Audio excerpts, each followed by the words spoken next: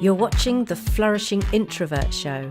If you're an introvert with more to offer and are looking for ways to play to your strengths authentically, you're in the right place. With up to 50% of any population identifying as an introvert, if you're not one, you'll know one, but you may not understand what makes them tick. Watching this show will help you to build that understanding and consequently build better business and personal relationships. Many people don't find out until their mid-years that what makes them different is their introversion. So this show is also for you if you're curious about becoming the best version of yourself. Let's get started. I'm Joanna, the founder of Flourishing Introverts, and I imagine a world where people own their introversion with confidence, with pride, and with a lived experience of equity. And we're still quite a long way away from that right now.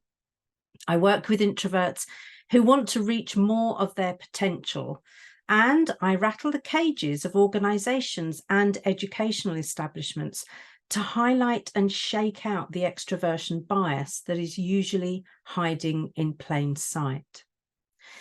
So let's just think about this notion of tuning in to nature. Because if October was about harvesting and all the associated processes that we looked at there, November is very definitely about letting go for me. And it's considered a time of symbolic renewal. Just as in nature, when deciduous trees shed their leaves, this is the time of year like no other, the time of year for letting go, and for very good reason.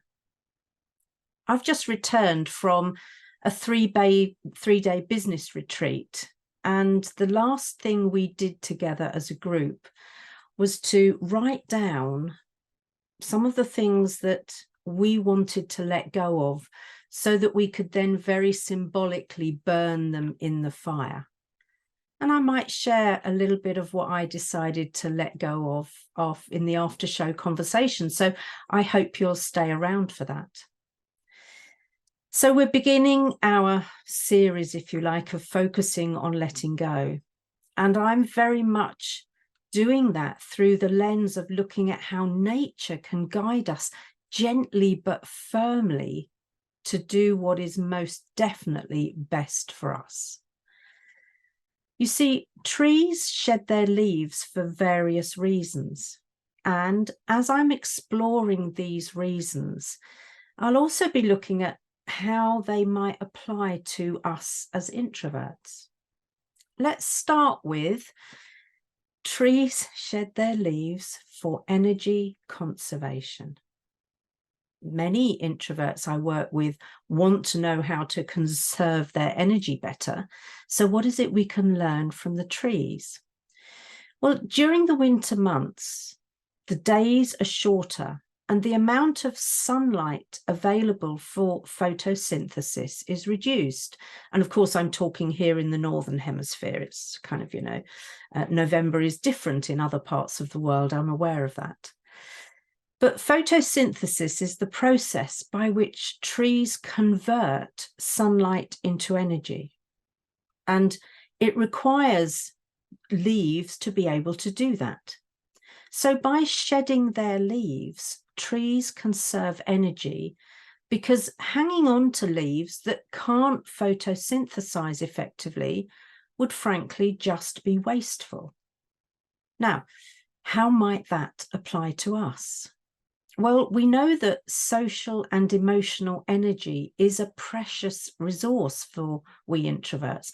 So if we hang on to things that require an investment of energy still, but give us little or no return on our investment, we too are choosing to be, yes, and I'm being deliberate about that word or that phrase, we're choosing to be wasteful. And of course, then we'll complain about, I don't have enough energy for things. Well, what are the things you're hanging on to that you don't need? And I don't know about you, but with my busy life, I need to conserve in as many ways as possible.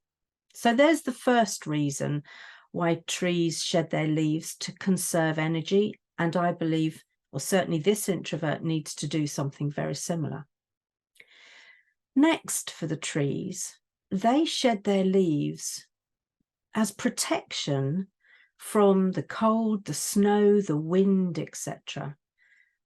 Here in the UK, many of us remember the trail of devastation that was caused by the great storms of 1987. That's when we saw majestic, fully mature leaves, trees that were, in some cases hundreds of years old, in full leaf, be completely uprooted. I remember going out and driving fairly soon afterwards, and there were just these huge rounds of tree roots. That's what I was looking at, and it was a sight I'd never really seen before. And we've just had some fairly ferocious storms come through here again, very similar time of year. You see, when trees are full of leaves, they're vulnerable to damage from those winds because it gives the wind extra purchase. They're also vulnerable to damage from freezing temperatures and heavy snowfall. You see, by shedding their leaves, the trees reduce the risk of damage to their branches because the snow can slip off more easily. Whereas the leaves are going to mean that the trees are going to hang on to that snow a little bit more. So the absence of leaves allows that snow to slide off, and preventing accumulation of really heavy kind of piles or loads of snow that might break the branches of the tree. Now, how might that apply to me?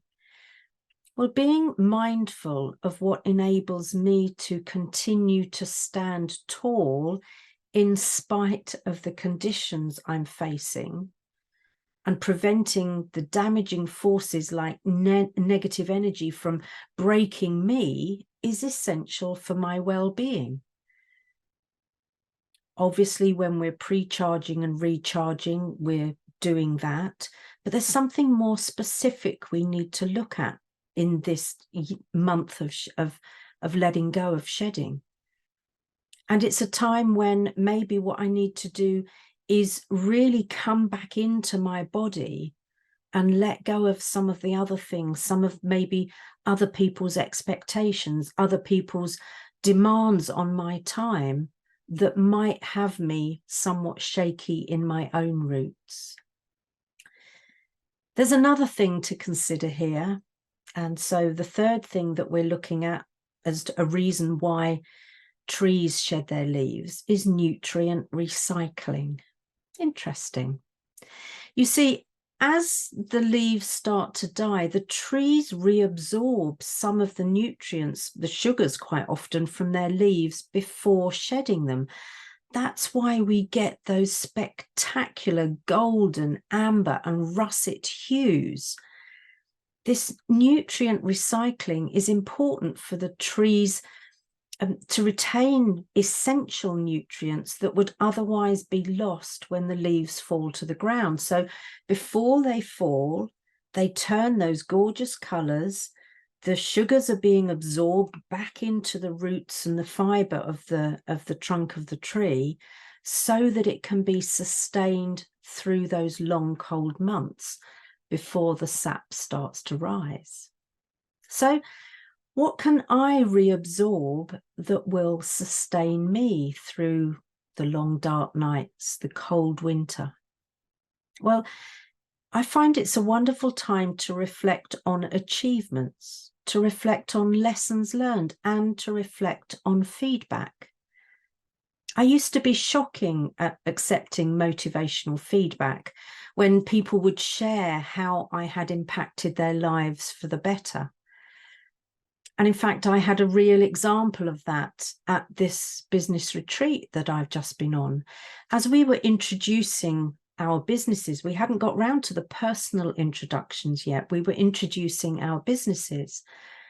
And I mentioned that, what I'm doing is enabling introverts to flourish, and that business is called Flourishing Introverts. There was a younger woman sat across the table from me, and her eyes widened, and she said to me, "Are you Joanna? Joanna Rawbone?" So I said, "Yes." She said, "I can't tell you how much you've impacted my life."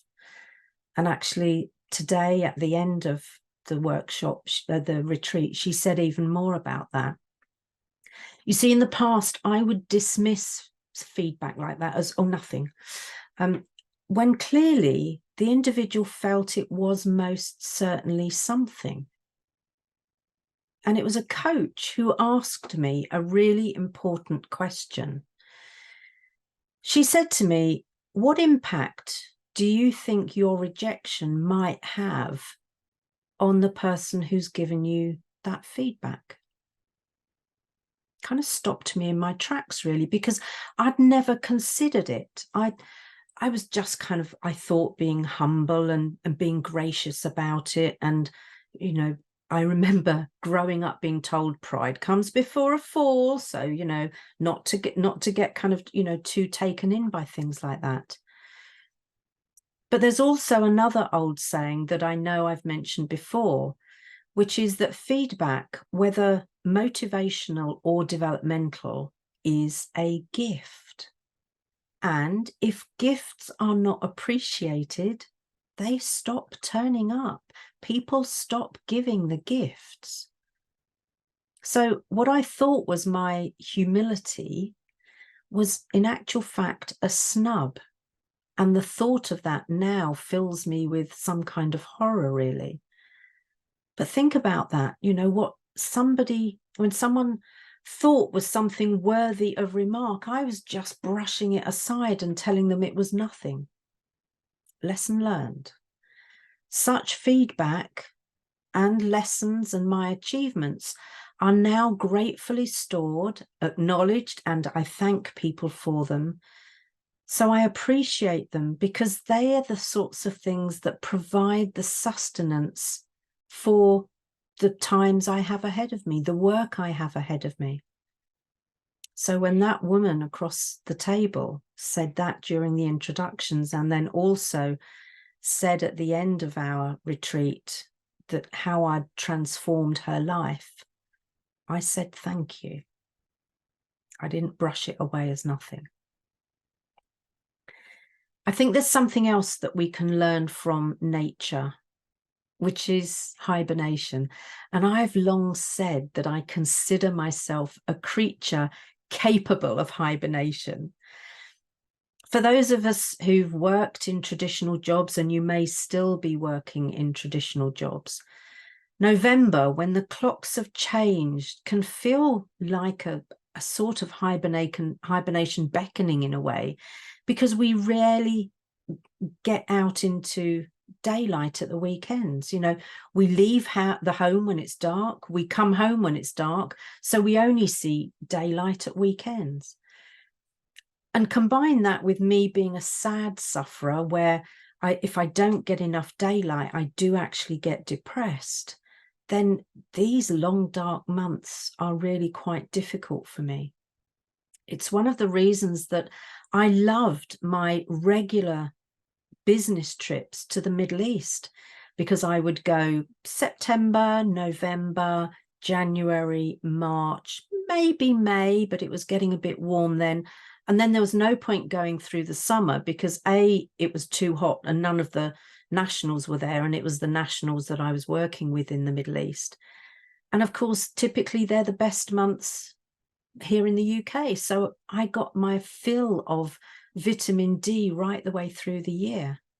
And I'm missing that, I can tell you. But on the hibernation theme, I've recently become aware of the term opportunistic hibernators. That term most definitely applies to me. You see, I love the cold, bright days of winter.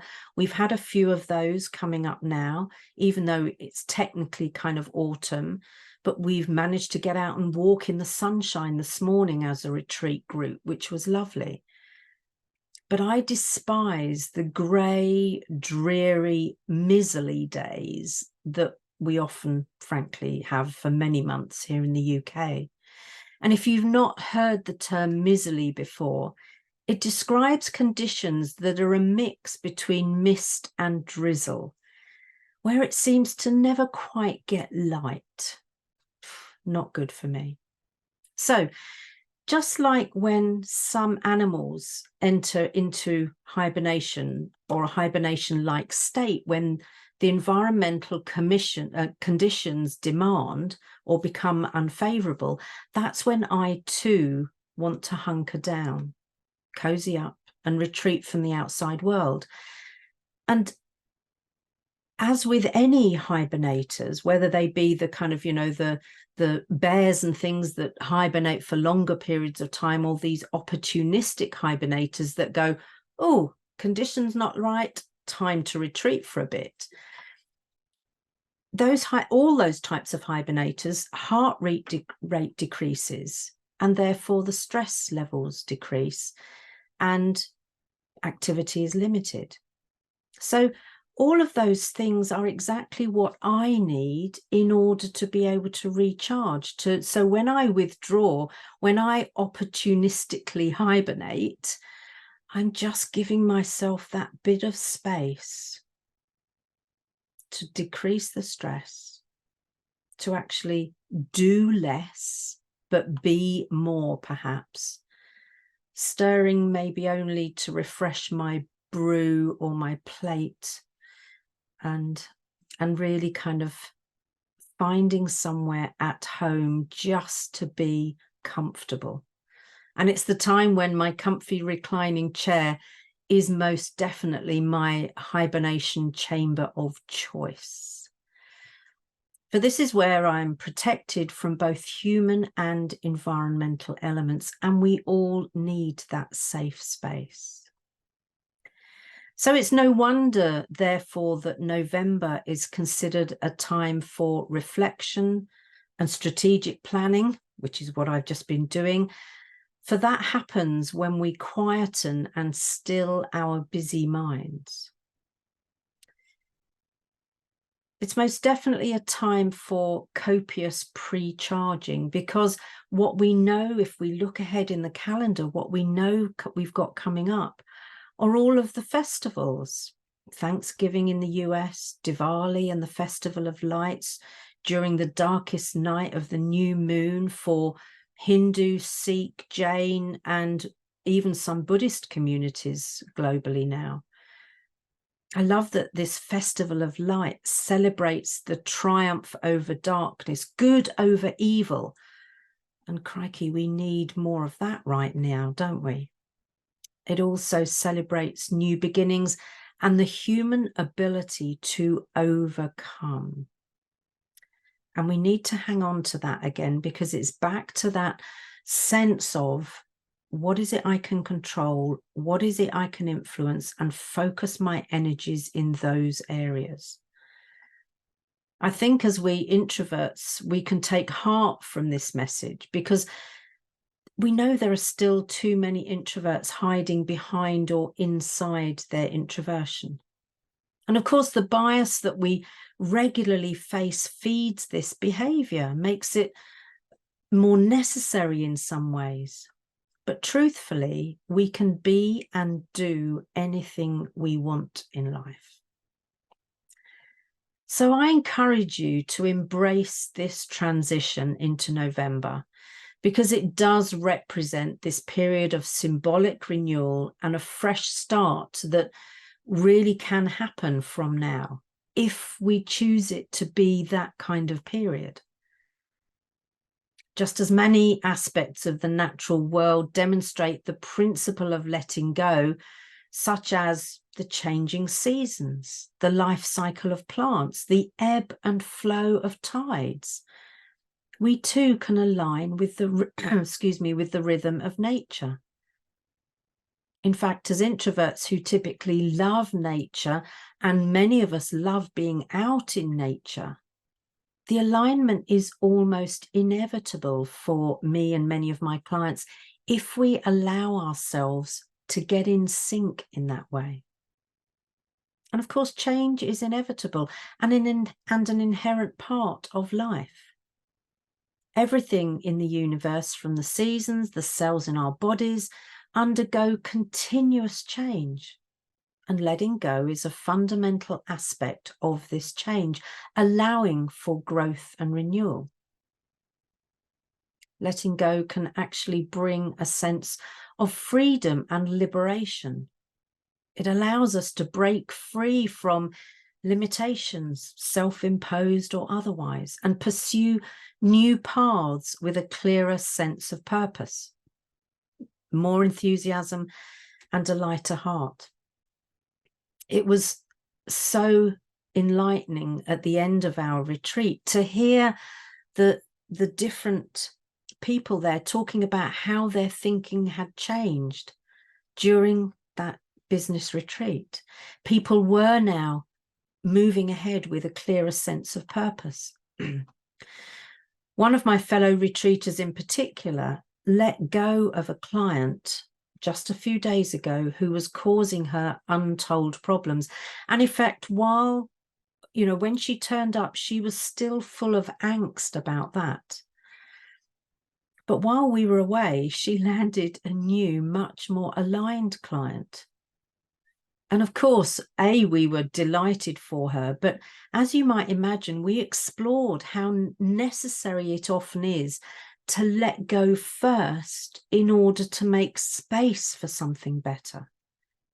And we also explored how much more rewarding and natural it is to do it in that order, rather than taking on and then thinking, I've got to let go. Let's let go first and create space for something else. Letting go helps individuals embrace the impermanence of life, because it is impermanent. By recognizing that nothing lasts forever, we can cultivate a deeper appreciation for the present moment and the experience it brings. It's kind of what's at the heart of a gratitude practice, really. So letting go can also be an essential part of the healing process. It can help individuals to find closure after loss or trauma and move forward with their lives. It doesn't mean forgetting, because I don't think we ever truly forget. Certainly I haven't. But hanging on to what was, but is no more, just perpetuates the pain, perpetuates our pain. Learning to let go, therefore, fosters resilience and adaptability, because life is full of unexpected challenges and transitions, and the ability to adapt to these changes is a valuable life and leadership skill. Holding on to things, relationships, or situations that no longer serve us leads to suffering. Letting go enables individuals to release attachments and find freedom from unnecessary burdens. So as you will have gathered, the concept of letting go is so important that I'll be talking specifically about the process of letting go in next week or two. For now, let's accept that November can be a time to shed old habits, just like trees shed their leaves. And it can be a time to set new intentions. No need to wait until the new year, the calendar year of 2024. We can set those new intentions now. We can let go so that we have mental capacity and space to set those new intentions. So in summary, letting go is a crucial element of the cycle of life because it enables personal growth. Personal growth comes from letting go. It also enables resilience and the adaptation to ever-changing nature of existence. Letting go promotes a deeper understanding of the impermanence and encourages individuals to live in the present moment, free from unnecessary attachments and burdens. It's an essential aspect of the natural order of life. fostering renewal and the opportunity for new beginnings. Next week, I'll begin exploring how we might decide what to let go of. So if you need my support in your decision making, I suggest that'll be a really great show for you to join. But until then, thank you for letting me share my musings with you. Please take time to align to life's natural cycles. And remember, if you want help with what to let go of, join me next week. Until then, you'll find me on all social platforms at Flourishing Introverts. And my email address, if you'd like to share your ideas with me, is Joanna at Flourishing Introverts. But until next week, get out in nature and kick some of those leaves that are starting to fall, and relish as you kick those leaves. Thank you for joining me.